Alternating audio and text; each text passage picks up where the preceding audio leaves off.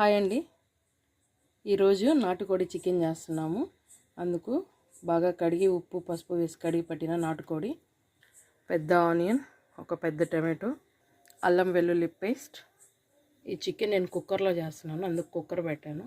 అందులో ఆయిల్, ఆవాలు, జీలకర్ర, ఆనియన్, అందులోనే కొంచెం ఉప్పు.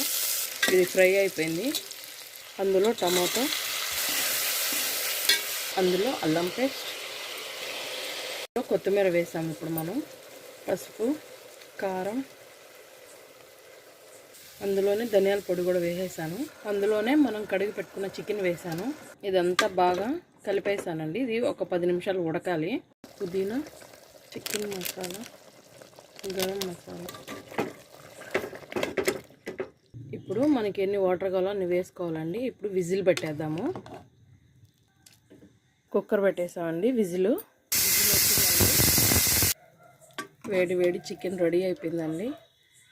నా ప్రాసెస్ కానీ మీకు నచ్చితే లైక్ చేయండి, షేర్ చేయండి, సబ్స్క్రైబ్ చేసుకోవచ్చు కదా అండి. బాయ్ అండి.